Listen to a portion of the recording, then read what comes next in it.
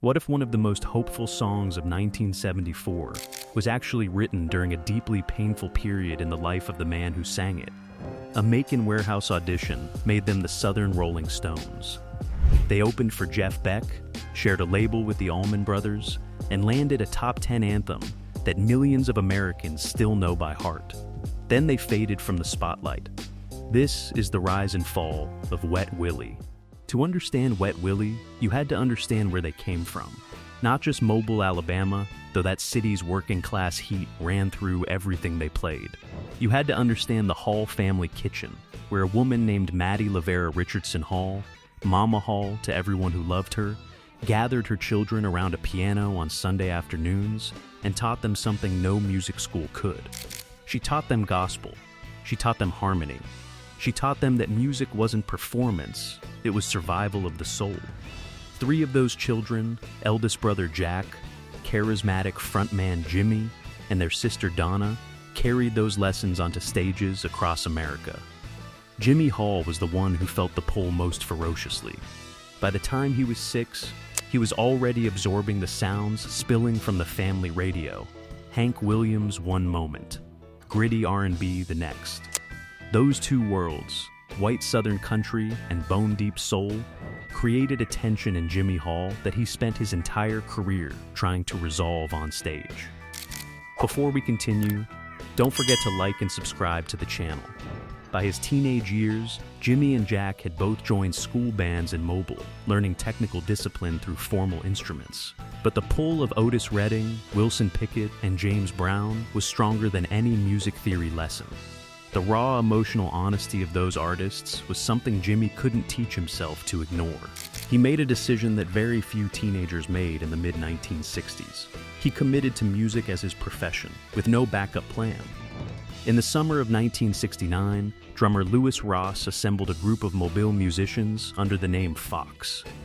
The lineup was Jimmy Hall on vocals, saxophone, and harmonica, his brother Jack on bass, Rick Hirsch on lead guitar, John Anthony on keyboards, and Ross on drums. Hirsch, largely self-taught, had learned on a guitar that forced him to develop a picking attack so distinctive it later became one of the defining textures of the Wet Willie sound. The early Fox recordings happened in a small Mobile studio, the band playing the owner's songs in exchange for free studio time, a humble arrangement that kept the dream alive just long enough for the real opportunity to arrive.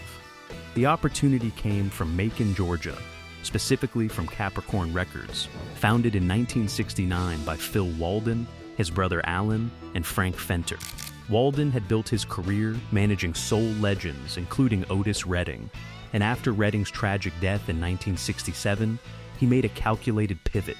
He would sign white Southern artists who could authentically channel the R&B traditions he'd spent his career building.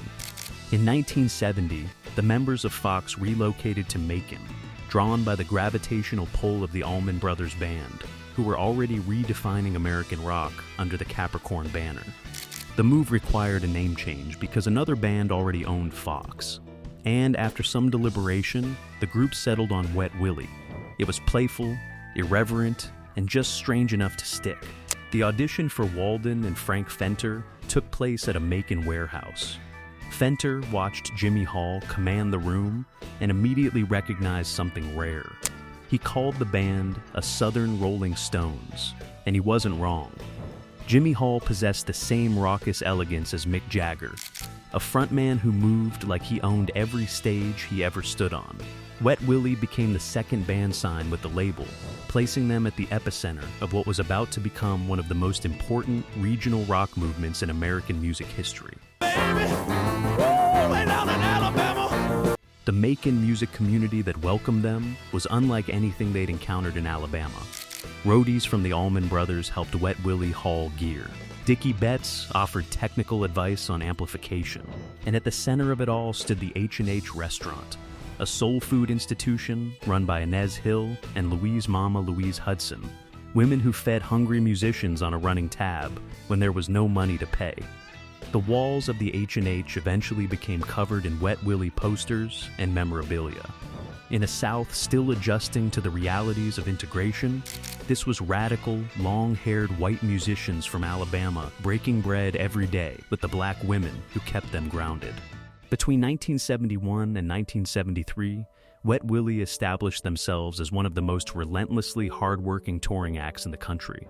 Their first two studio albums, the self-titled debut in 1971 and Wet Willie 2 in 1972, earned critical respect but failed to crack the national market. To survive, the band did what working-class musicians from Alabama knew how to do. They kept moving. They lived on the road, famously opening for everyone, from the Allman Brothers to ZZ Top, building a loyal following one sweaty club and theater at a time.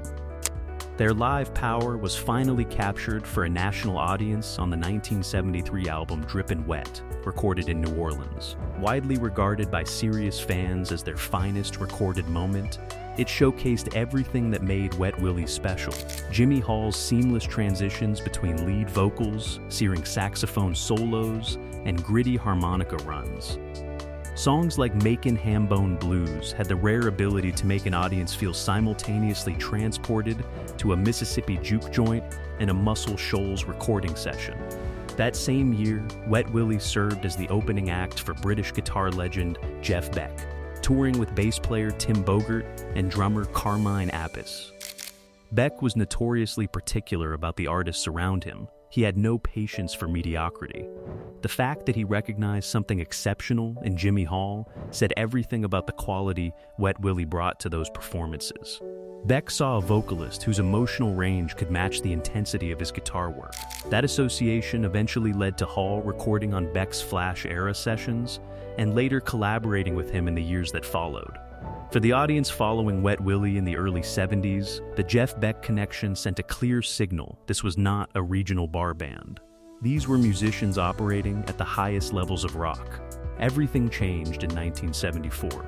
Wet Willie entered the studio to record their third album with producer Tom Dowd, a man whose resume read like the history of American music itself.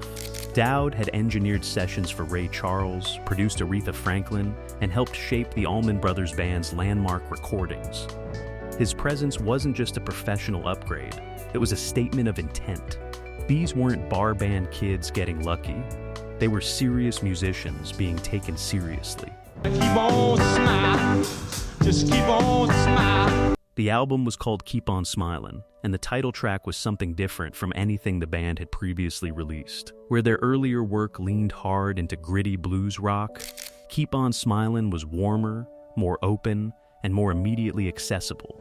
It wrapped a resilient message inside a melody so naturally infectious that radio programmers had almost no choice but to play it.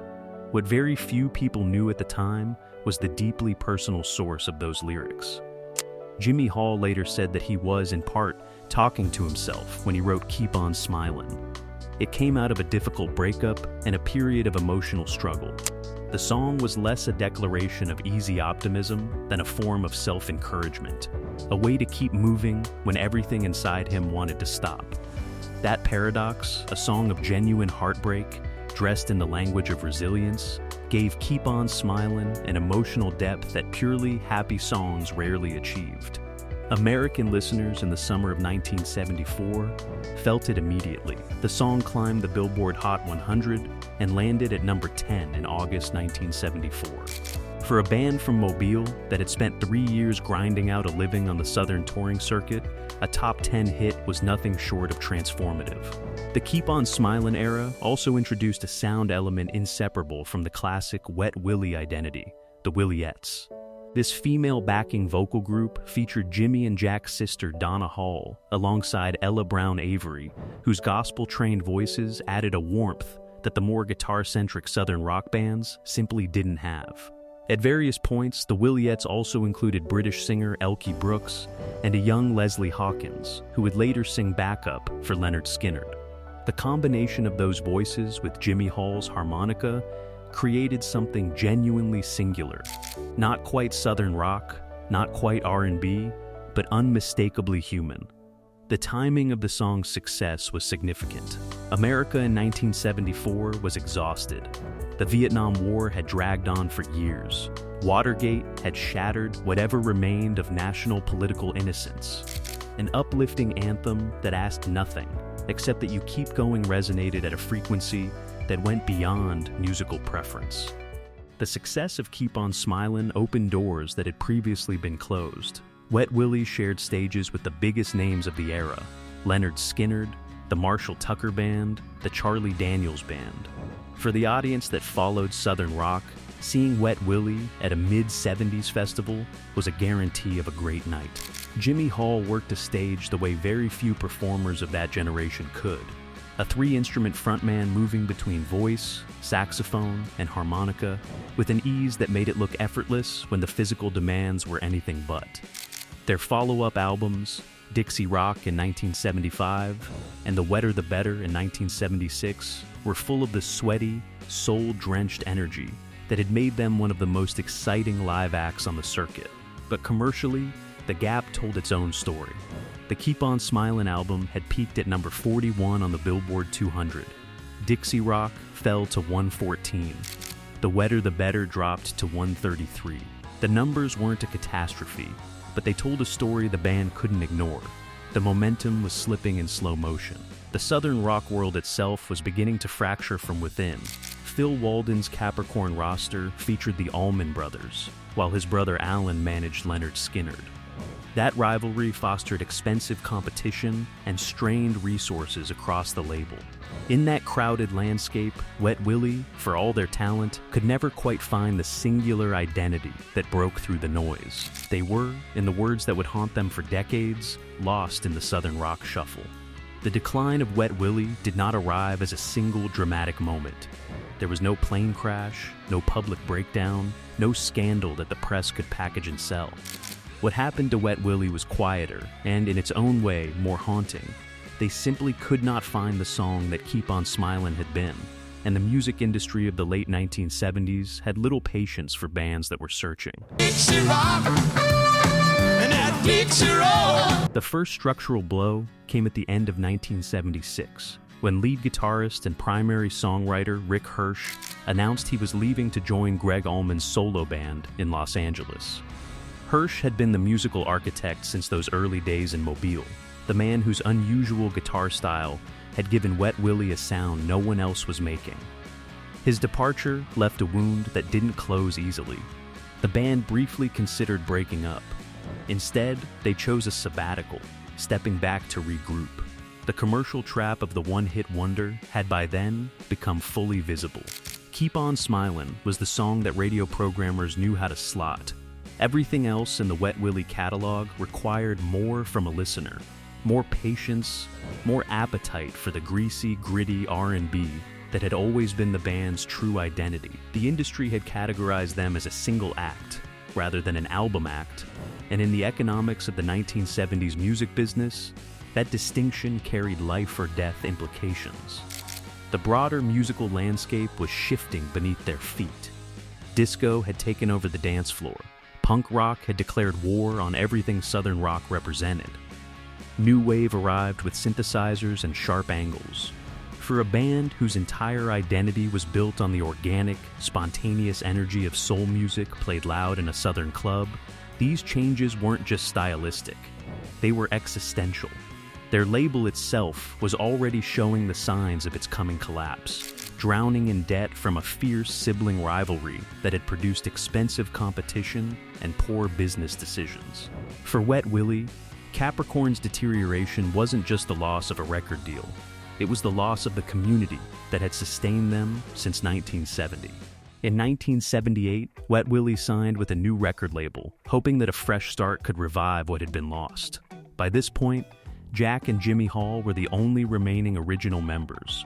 Around them, an entirely rebuilt band took shape: keyboardist Mike Duke, drummer T.K. Lively, and guitarists Marshall Smith and Larry Burwald. A lineup with almost no connection to the group that had first walked into that Macon warehouse 9 years earlier. The debut album, Mannerisms, recorded at the Manor Studios in England, represented the most dramatic stylistic shift of the band's career. The raw southern edge of the early years gave way to a polished, Motown-influenced pop sheen. In some respects, it worked. The single Street Corner Serenade reached number 30 on the Billboard charts, demonstrating that Jimmy Hall's voice still carried the power to move people regardless of the production surrounding it. But the final album, Which One's Willie, released in 1979, moved further into disco territory. The track Weekend reached number 29 and held a loyal audience in parts of the South, where radio stations played it every Friday afternoon. Yet for the fans who had fallen in love with the band at sweaty Southern clubs, in the community the H&H restaurant had built, the disco flirtation felt like a farewell letter, written in a language they didn't recognize. The end came in 1980. Wet Willie officially disbanded, their dissolution arriving at almost the same moment as the complete collapse of Capricorn Records, which faced foreclosure and bankruptcy. Phil Walden fell into a personal tailspin as his empire disintegrated. The Macon sound, that radical experiment in integrated Southern music, went silent. Jimmy Hall moved to Nashville and kept moving forward. His 1980 solo single, I'm Happy That Love Has Found You, reached number 27. He became the band director for Hank Williams Jr. and continued his collaboration with Jeff Beck. The same refusal to stop that he'd written into the lyrics of his most famous song, it turned out that wasn't just a lyric, it was who he was. Wet Willie reunited periodically beginning in 1990, returning to the stage for their loyal fan base and releasing the live album Miles of Smiles in 2012. Jimmy Hall described the 70s as a non-stop musical joyride where he played alongside every artist he had ever idolized. But the legacy of Wet Willie was ultimately defined by a paradox. You knew the song, but you forgot the band. Keep On Smilin' outlived the label that released it, the movement that surrounded it, and for many listeners, any clear memory of who made it. The song appeared in the 2010 film Country Strong.